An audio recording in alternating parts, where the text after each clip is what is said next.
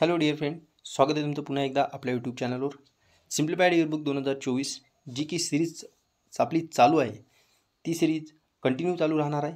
जर कोणी ती सिरीज बघितली नसेल, प्रथमतः आपल्या यूट्यूब चॅनलला भेट देत असेल तर त्यांनी आपल्या यूट्यूब चॅनलला जायचं आणि प्लेलिस्टला सर्च करायचं. सिम्प्लिफाईड इयरबुक 2024 आपलं प्लेलिस्टमध्ये तुम्हाला सर्व काही व्हिडिओ मिळेल. ती सिरीज कंटिन्यू चालू राहणार आहे. वीकली करंट अफेअर सिरीज हे घेऊन येण्यामागे एकच उद्देश माझा. डेली करंट अफेअर आपण जे काही मागील वर्षाचे आपण इयरबुकमध्ये कंप्लीट करू शकतो, पण पुढील जे काही वर्ष चालू आहे त्या पद्धतीने आपल्याला सोबत करंट अफेअर घेऊन चालायचं आहे. पण ते डेली करंट अफेअर असल्यामुळे थोडंसं आपण ते व्हिडिओ म्हणजेच ते काही लेक्चर्स असतात डेलीचे ते स्किप करू शकतो. मग मी काय केलं की जे काही वीकली आहेत, वीकली करंट अफेअर आपण काय करायचं, कंटिन्यू आपण वीकली करंट अफेअर म्हणजेच एका वीकचे पूर्णतः तुम्हाला प्रश्न स्वरूपात मिळेल. त्या प्रश्नाच्या खाली तुम्हाला एक्सप्लेनेशन मिळेल. एक्सप्लेनेशनमध्येच पुढे काही एक्स्ट्रा इन्फॉर्मेशनचे जे काही न्यूज मिळेल, जेणेकरून वन लाईनर स्वरूपात आपल्याला वाटते की ते प्रश्न तयार होतात. म्हणजे अशी अवघे एक वीकची जे काही ही एका लेक्चरमध्ये एक वीकचं पूर्ण इन्फॉर्मेशन तुम्हाला मिळेल. म्हणजेच करंट अफेअरची तुम्हाला इतरत्र काही वाचायची गरज पडूच देणार नाही.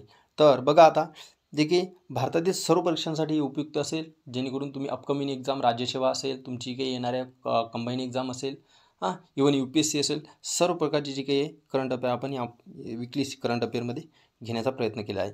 तर बघा मित्रांनो, 12 ते 17 फेब्रुवारी जी काही आपण फर्स्ट व्हिडिओमध्ये कव्हर करू. इथून स्टार्ट होईल आपले जी काही वीकली करंट अफेअर. तर पहिला प्रश्न आहे, जर बघितलं हे प्रश्न दिसतात, पण तुम्हाला यामध्ये एक्स्ट्रा इन्फॉर्मेशन खूप सारी पण मिळणार आहे.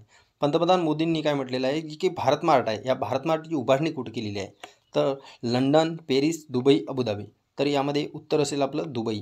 तर बघा आता मग काय आहे नेमकं, तर हे भारत मार्ट काय आहे, तर दुबईमधील जेबल अली फ्री ट्रेड झोन येथे भारत मार्टची काय स्थापना केली जाईल.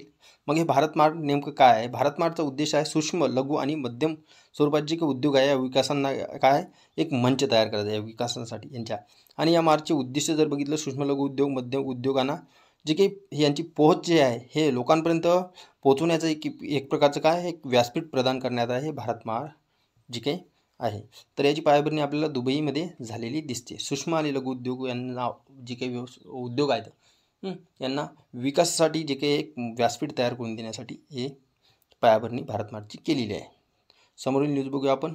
यामध्ये काही महत्त्वाचे वन लाईनर न्यूज असतात. अबुधाबीमध्ये UAE जे काही UAE पहिल्या हिंदू मंदिराचे काय उद्घाटन केलेले आहे. पहिल्या हिंदू मंदिराचे काय उद्घाटन केलेले आहे. तर अबुधाबीमध्ये, तर UAE पहिल्या हिंदू मंदिराचे जे काही उद्घाटन झालेले आहे. आणि दुबई जे की UAE वर्ल्ड गव्हर्नमेंट समिट 2024चे आयोजन करण्यात आले आहे. आता वर्ल्ड गव्हर्नमेंट समिट जे काही आहे 2024चे आयोजन दुबईमध्ये झालेले आहे. दोन न्यूज महत्त्वाच्या आहेत आहे. तिसरी न्यूज जर बघितलं आपण, जगातील पहिली एअर टॅक्सी सेवा दुबईत सुरू झाली आहे. जगातील पहिली एअर टॅक्सी सेवा ही जगातील पहिली म्हणून महत्त्वाची आहे. तर एअर टॅक्सी सेवा ही दुबईमध्ये सुरू झालेली आहे. आता वर्ल्ड गव्हर्नमेंट समिट जी काही 2024 जी काही दुबईमध्ये झाली होती, तर हे या गव्हर्नमेंट समिटमध्ये भारत, कतार आणि तुर्की या 3 देशांना अतिथी म्हणून नामांकित करण्यात आले होते. बघा, वर्ल्ड गव्हर्नमेंट समिट कुठे झालेली आहे, दुबईमध्ये झालेली आहे. कोणत्या देशांना अतिथी नामांकित म्हणून केलेले आहे, तर भारत, कतार आणि तुर्की या देशांना नामांकित केले आहे वर्ल्ड गव्हर्नमेंट समिटमध्ये. सुपर 30चे जे काही संस्थापक आहे आनंद कुमार, तुम्ही सुपर 30 मूवी बघितला असेल, इन्स्पायर्ड मूवी आहे एकदम, आणि ते बघा तुम्ही जर बघितला नसेल तर. सुपर 30चे जे काही संस्थापक आहेत मग आनंद कुमारला UAEने काय केलं, गोल्डन विजा पुरस्कार प्रदान करण्यात आलेला आहे. गोल्डन विजा, ठीक आहे. भारत आणि UAE जर बघितलं, या लष्करादरम्यान जर बघितलं यांच्या, तर एक वाळवंटी चक्रीवादळ, मराठीमध्ये नाव आहे तसं त्याला डेझर्ट सायक्लॉन म्हणून ओळखला जातो. हा सराव हे राजस्थानमध्ये पार पाडलेला आहे. कुणाचा आहे, लष्करांचा आहे. कोणाकोणामध्ये, भारत आणि UAEमध्ये जे काही आहे डेझर्ट सायक्लॉन हे राजस्थानमध्ये 2024चा लष्करी सराव पार पडतो. गेलने UAE सोबत काय केले, 10 वर्षाचा जे काय आहे करार केला LNGच्या स्वरूपात. LNGच्या मार्फत जर बघितलं तर गेल आणि UAEमध्ये करार झालेला आहे. तर भारत, फ्रान्स आणि UAE या 3 देशादरम्यान हवाई दलांचा आहे. भारत, फ्रान्स आणि UAE यांचा हवाई दलांचा सराव जर म्हणलं, अरबी समुद्र बेटावर जर बघितलं, अरबी समुद्रावर डेझर्ट नाईट म्हणून सराव करण्यात आलेला आहे. कोणाकोणादरम्यान, तर डेझर्ट नाईट जर बघितलं तर भारत, फ्रान्स आणि UAE, आणि डेझर्ट सायक्लॉन जर म्हटलं तर भारत आणि UAEच्या दरम्यान आहे. पुढील न्यूज बघू आपण. सर्वोच्च न्यायालयाने जे काही इलेक्ट्रॉनिक बॉन्ड्सवर बंदी घातलेली आहे. बघा आता सर्वोच्च न्यायालयाने काय म्हटलं, त्याआधी थोडी इलेक्ट्रोल बॉन्ड्स म्हणजेच काय, थोडी इन्फॉर्मेशन शॉर्टमध्ये बघू आपण.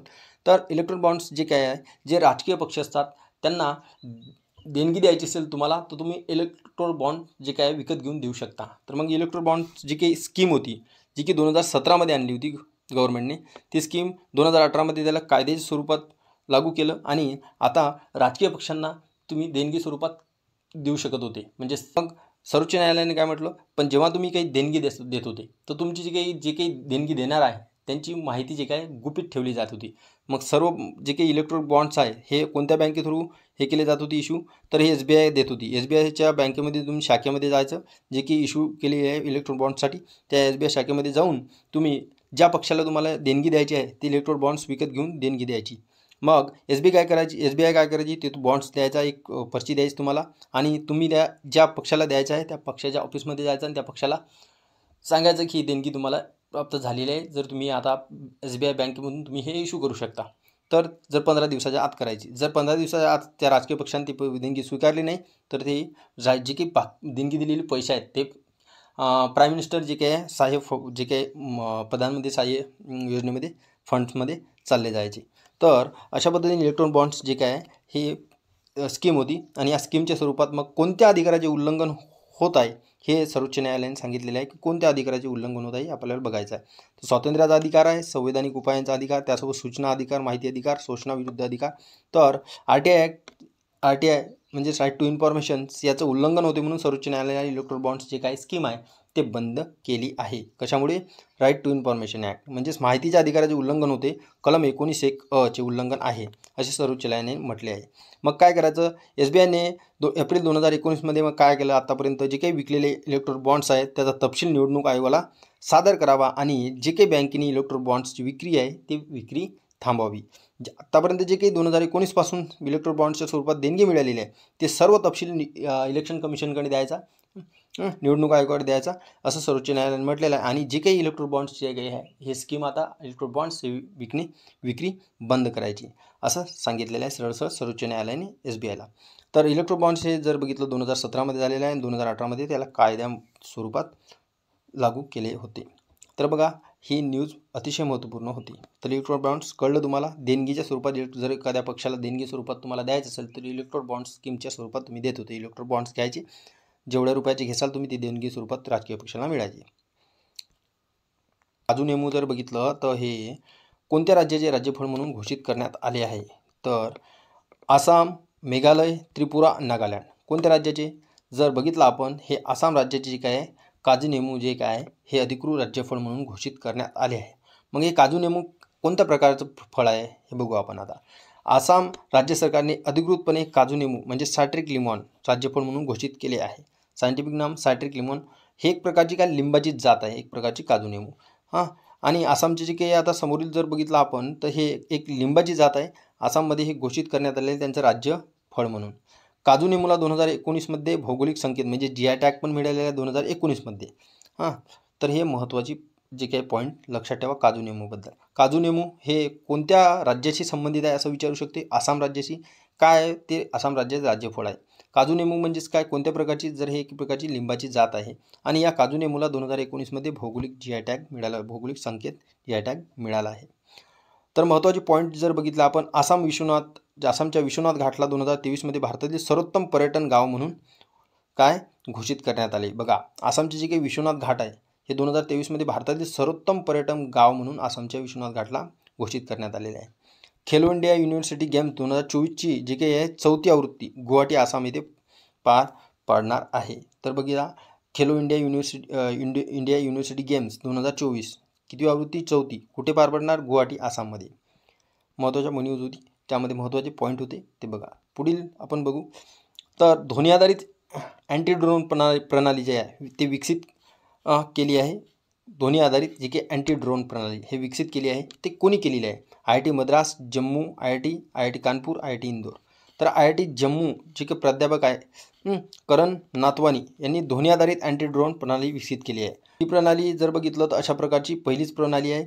या अँटी ड्रोनला कॅमेरे आणि किंवा रडारची गरज पडणार नाही. ओके, आता हे महत्त्वाचं आहे. या IIT दिल्लीने काय केलं, अबुधाबी UAE मध्ये पहिला कॅम्पस स्थापन केलेला आहे. मग अबुधाबी दिल्लीमध्ये कोणत्या IITने कॅम्पस स्थापन केला आहे? तर IIT दिल्लीने कॅम्पस स्थापन केला आहे UAEमध्ये. मग IIT मद्रासने काय केलं? IIT मद्रासने टांझानियामध्ये पहिले आंतरराष्ट्रीय कॅम्पस स्थापन केलेले आहे. त्या IITबद्दल थोड्या महत्त्वाच्या पॉईंट होते. तर पहिली लक्झरी ट्रेन जर बघितलं तर कोणत्या देशात सुरू होणार आहे? तर पहिली लक्झरी ट्रेन जर बघितलं सौदी अरेबियामध्ये सुरू होणार आहे. सौदी अरेबियामध्ये पहिली लक्झरी ट्रेन सुरू करणार आहे. जर बघितलं तर याचे नाव जर बघितलं ड्रीम ऑफ द डेझर्ट हे नाव आहे, वाळवंटातली स्वप्न. राजधानी जर बघितलं तर आपण सौदी अरेबियाची रियाद या राजधानीपासून ते सुरू होणार आहे. या ट्रेनची जर बघितलं तर यात्रा जवळपास 800 किलोमीटरच्या जवळपास आहे. हे महत्त्वाचे पॉईंट आहेत. सौदी अरेबिया आणि जे काही भारत आहे यांच्यामध्ये सदा तनसिक जे काही आहे सराव हे लष्करी सराव राजस्थानमध्ये आयोजित करण्यात आला आहे. सौदी अरेबिया, इजिप्त, संयुक्त अरब अमिरात आणि इराण आणि इथिओपिया हे ब्रिक्सचे पूर्ण सदस्य बनले आहे. तर बघा आता सौदी अरेबिया, इजिप्त, संयुक्त अरब अमिरात आणि इराण आणि इथिओपिया हे ब्रिक्सचे पूर्ण सदस्य बनलेले आहे. विचारू शकते ब्रिक्सचे खालीलपैकी कोणते नवीन सदस्य झालेले आहे? तर अशा पद्धतीचा प्रश्न येऊ शकतो आपल्याला. पुढील न्यूज बघूया आपण. 2034चा जे काही फिफा वर्ल्ड कप आहे हा सौदी अरेबियामध्ये होणार आहे. भारत सौदी अरेबियाने ग्रीन हायड्रोजनसाठी करार केलेला आहे. तर ग्रीन हायड्रोजनसाठी कोणत्या दोन देशादरम्यान मध्ये करार झाला किंवा ग्रीन हायड्रोजनसाठी भारतासोबत कोणत्या देशाने करार केला आहे? तर सौदी अरेबियाने केला आहे. सौदी अरेबियाने. पुढील न्यूज बघूया आपण. दक्षिण रेल्वेची जी काही पहिली ट्रान्सवुमेन जी काही TTE म्हणून ओळखल्या जाते. यामध्ये जर बघितलं आपण सिंधू गणपती हे दक्षिण रेल्वेची काय आहे, दक्षिण रेल्वेची पहिली ट्रान्सवुमेन ट्रॅव्हलिंग तिकीट परीक्षक TTE म्हणून ओळखल्या जाते. हिची नियुक्ती केलेली आहे. तर 2003मध्ये जे काही आहे सिंधू गणपती यांनी रेल्वेची कारकीर्द सुरू केली होती. आणि लान्स नाईक मंजू कोण आहे? मग लान्स नाईक मंजू भारतीय लष्कराची पहिली स्काय ड्रायव्हर आहे. तर लान्स नाईक मंजू कोण आहे? मग भारतीय लष्कराची पहिली स्काय ड्रायव्हर आहे. लक्षात ठेवा. सिंधू गणपती कोण आहे? मग ट्रान्सवुमेन ट्रॅव्हलिंग तिकीट परीक्षक आहे, जे की दक्षिण रेल्वेची पहिली आहे. तर शिवांगी जोशी कोण आहे? मग शिवांगी जोशी नौदलाची पहिली पायलट आहे. त्यानंतर धुलीपुडी पंडित, शांतश्री धुलीपुडी पंडित हे JNUच्या पहिल्या कुलगुरू आहे. थोडंसं टायपिंग मिस्टेक झालेली आहे मित्रांनो. शांतश्री धुलीपुडी पंडित हे JNUच्या पहिल्या कुलगुरू आहे. तर शिवांगी जोशी हे नौदलाचे पहिले पायलट आहेत. लान्स नाईक मंजू हे भारतीय लष्कराची पहिली स्काय ड्रायव्हर आहे. आणि सिंधू गणपती हे जे के आहे दक्षिण रेल्वेची ट्रान्सवुमेन ट्रॅव्हलिंग तिकीट परीक्षक म्हणून नियुक्ती करण्यात आली आहे. या महत्त्वाच्या महिलांबद्दल आपल्याला न्यूज बघणं आवश्यक आहे. आता पूजा देवी जर बघितलं तर काश्मीरची पहिली बस चालक आहे. पूजा देवी जर बघितलं आपण काश्मीरची पहिली बस चालक आहे. भावनाकांत जर बघितलं तर भारताची पहिली लढाऊ विमान पायलट आहे. कोण आहे? भावनाकांत. भावनाकांत काय? पहिली जी काय भारताची पहिली लढाऊ विमान पायलट आहे. M वीरलक्ष्मी कोण आहे? मग भारतातील पहिली रुग्णवाहिका चालक आहे. भारतातील पहिली रुग्णवाहिका चालक M वीरलक्ष्मी. रायना बर्नावी हे सौदी अरेबियाची पहिली अंतराळवीर आहे. सौदी अरेबियाची पहिली अंतराळवीर रायना. लक्षात ठेवा. किम कॉटन ICC पुरुष T20 आंतरराष्ट्रीय क्रिकेटमध्ये अंपायरिंग करणारी पहिली महिला आहे. Kim cotton. भारताची जी काही पहिली फायटर पायलट आहे शिवांगी सिंग. थोडंसं फर्स्ट टाईम आपण टाईप करत आहे त्यामुळे टायपिंग मिस्टेक होते, त्यासाठी क्षमा असावी मित्रांनो. शिवांगी सिंग भारताची जी काही आहे पहिली फायटर पायलट आहे. ज्योती शर्मा जर बघितलं तर भारताची जी काही भारतीय लष्कराचे पहिले न्यायाधीश म्हणून काय नियुक्ती झाली आहे ज्योती शर्मा. इंदू मल्होत्रा जर बघितलं सुप्रीम कोर्टामधील पहिली वकील जी काही महिला आहे. हिना जयस्वाल जर बघितली तर वायुसेना जी काही आहे प्रथम फ्लाईट इंजिनियर आहे. जल जीवन मिशन आणि स्वच्छ भारत मिशन यावर जी काही राष्ट्रीय परिषद आहे ती कुठे पार पडली आहे? तर ही जल जीवन मिशन राष्ट्रीय परिषद जर बघितलं तर आपल्याला बघायला मिळते की जी की लखनौ येथे जी काही UPमध्ये येथे पार पडली आहे. जल जीवन मिशन आणि स्वच्छ भारत ग्रामीण राष्ट्रीय परिषद 16 ते 17 फेब्रुवारी 2024 लखनौ UPमध्ये हे पार पडली आहे. जल जीवन मिशन स्वच्छ भारत परिषद आहे. दहशतवादावर जे काही प्रथम युरोपियन युनियन भारत गोलमेज संमेलन जर बघितलं 2024 नवी दिल्ली येथे. दहशतवादावर युरोपियन युनियन आणि भारताने गोलमेज संमेलन आयोजित केलं 2024मध्ये नवी दिल्ली येथे दहशतवादावर. जे काही 7वा हिंदी महासागर परिषद जर बघितली 7वी पर्थ ऑस्ट्रेलियामध्ये पार पडली आहे. स्टॉप TV जी काही भागीदारी बैठक आहे ब्राझीलमध्ये पार पडली आहे 2024ची. आणि भारत ऊर्जा सप्ताह 2024 कुठे? गोवामध्ये पार पडलेला आहे. भारत ऊर्जा सप्ताह 2024 महत्त्वाचा आहे, गोव्यामध्ये पार पडलेला आहे. जे काही 12 ते 17 फेब्रुवारीच्या दरम्यान सर्व काही न्यूज आपण यामध्ये कव्हर केलेल्या आहे. या व्यतिरिक्त तुम्हाला इतर करंट अफेअर वाचायची गरज पडणार नाही असं मला वाटते. कारण की मी ऑल ओव्हर सर्व काही कव्हर केलेले आहे.